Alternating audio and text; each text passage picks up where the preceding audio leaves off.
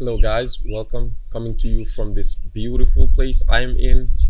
Nature is amazing. Amazing day from somewhere in the world. Let's say. I hope you're all guys doing well. And in today's video, I want us to talk about Manchester City. So Manchester City just finally won the Champions League after so many years of failure and nightmares in the Champions League, especially that knockout against Real Madrid last year, which actually made me support Real Madrid.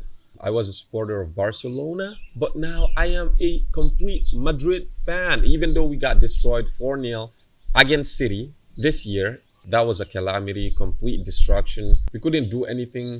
We were locked out for 45 minutes. That was a disaster. But anyways, I'm so happy for Manchester City because there's these great players there.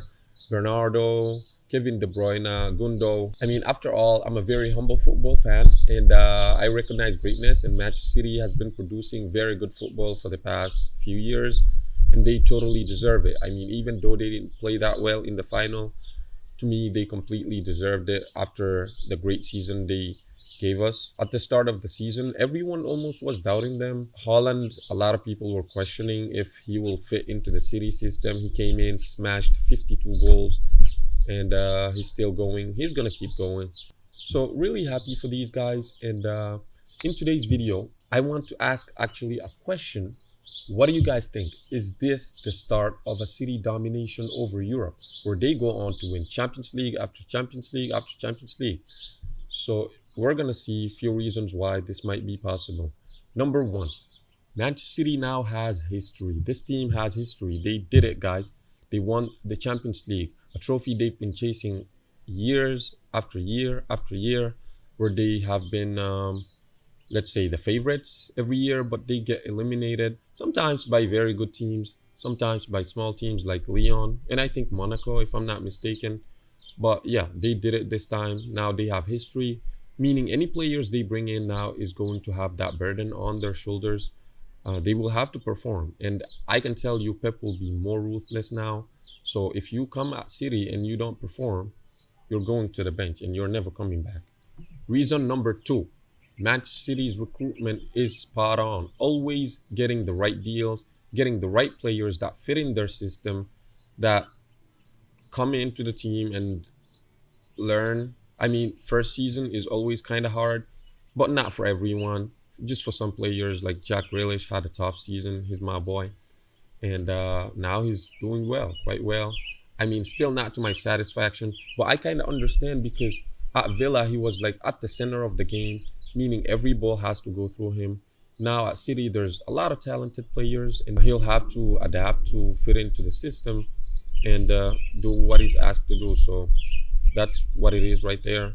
But having a City team that at the start of the season, they had guys like Cancelo, Jesus, Sterling. I mean, all these players left. Tell me one team that can have these kind of players, big name players, and they get rid of them and they still perform. Akanji's recruitment for 15 million was a very good deal. I would be the first to tell you that Akanji was a trash defender at Dortmund, but coming into City, he's completely transformed his career himself. Getting Holland for 67 million, that is a great deal from City. And also Alvarez, what a player, man. Basically completed football at 23. He got into the team very well, and whenever he comes on, he does something. He scores, he assists, and he's got a great shot. Even though Manchester City can lose few players, possibly they lost Gundogan.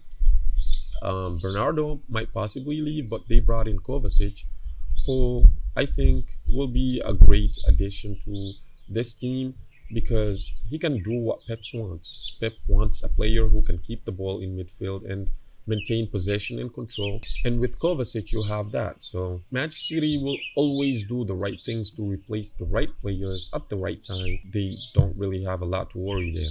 So number three, if you noticed in the past year, Pep has changed. Pep has completely changed. He stopped his stubbornness. I think honestly a lot of the reasons why Manchester City were losing back then in the Champions League is because of some decisions from Pep. I mean, he used to just be so stubborn and try to change things even though they're not like deserving of change.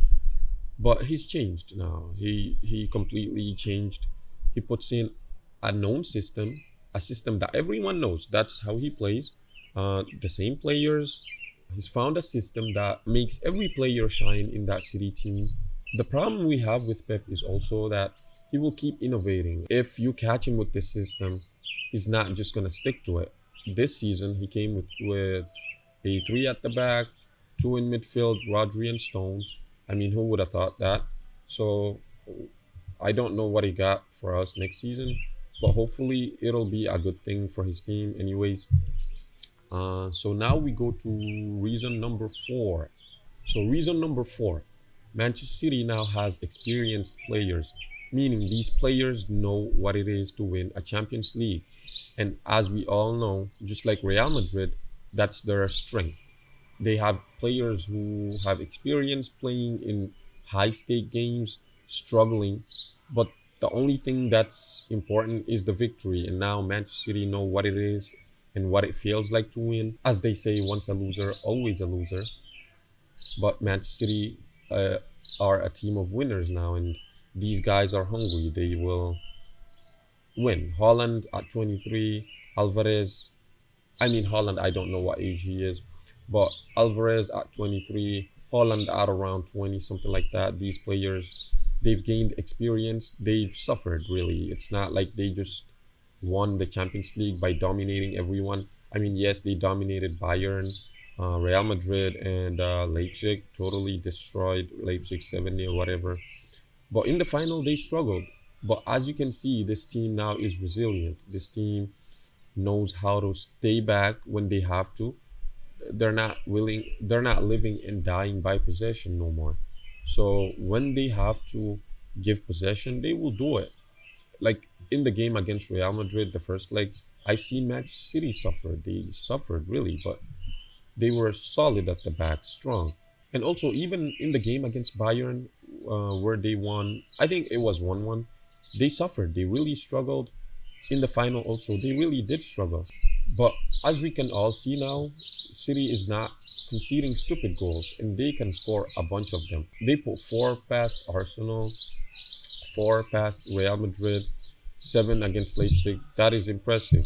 So meaning they defend more, better, or they defend better, and they concede less, having four center backs at the back, playing hybrid roles of right back or right center back and right central defender, whatever. So the next reason is simply when I look at all these teams across Europe, I mean the teams that are used to winning the Champions League, they're not on City's level. The football produced is not the same as Manchester City. Manchester City is a team that has fluidity now. They can keep possession when they want to. They can concede possession and play on the counter attack if they want to. They have the players for it. Holland is very fast, so they can just play long balls to him. As we seen against Arsenal, where they played long balls and Holland controlling, giving it to De Bruyne. That is it's a team of mix now, not just one way of playing. And the teams that are in Europe that used to win the Champions League, I mean Bayern Munich, they're not in top form. And from the look of things, it's not like they're going to perform that well in the Champions League next year. I mean, look at their squads; they don't even have a striker. Real Madrid also. I mean, I'm really sad as a Madrid supporter. Not only we've lost Benzema, but we've not been able to replace him well. And in the Champions League, you have to like have really good players who step up in big games to make you win. Sometimes you don't play good, but there's a chance you got a good player or experienced player who's just gonna put it in. And these teams they don't have that. So Manchester City has Holland, who if he's not performing well, they can just bring on Alvarez. He's gonna do it. But Chelsea, trash team. Which other team can you count on? So if it's not Real, not Bayern, not my former team, definitely Barcelona, a completely despicable team, disaster of a team, disgraceful. So I think Manchester City might have a card to play there. They have a very good, solid squad. They're living the moment, very happy. But I understand also that if you just won a Champions League, everyone will want to beat you. But again, looking at Manchester City right now, they're gonna basically destroy everyone. Um, you might win against them when you're playing at home, but when you go to the Etihad, which has now become a punishment ground for every single team, believe me, you go to the Etihad, you're taking a score. Manchester City are a team that has players that are very technical.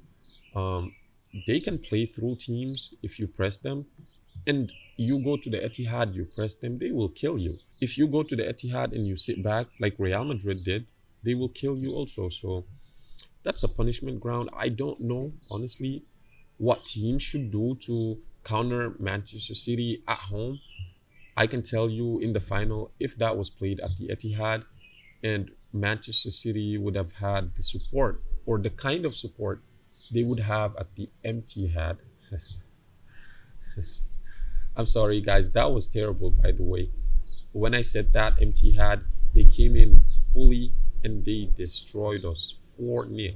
That was a disaster. I was shocked. But few reasons why I think Manchester City actually might not keep doing this or winning Champions League trophies next year is maybe because some players might consider leaving. As we know now, Gundogan already left for Barcelona. Bernardo might leave also. Mahrez also might leave. But again, I'm not really worried about that because Manchester City has a great way of replacing players. The only reason, in my opinion, that this Manchester City side cannot repeat winning in the Champions League for the next few years is solely because of Pep. I mean, he's the only one who can stop this machine. And I've always suspected that he's definitely the only reason why Manchester City has not been winning the Champions League for the past years. I don't know. Maybe he was trying to make it seem hard because Manchester City has had a lot of money to spend in the market. That was in the past though. Lately, they've been doing some very good, decent deals, not spending money like fools anymore. Even though I know some stupid fans on the internet will tell you that Manchester City is an oil club, whatever. I mean, there's a lot of oil clubs in the world. PSG,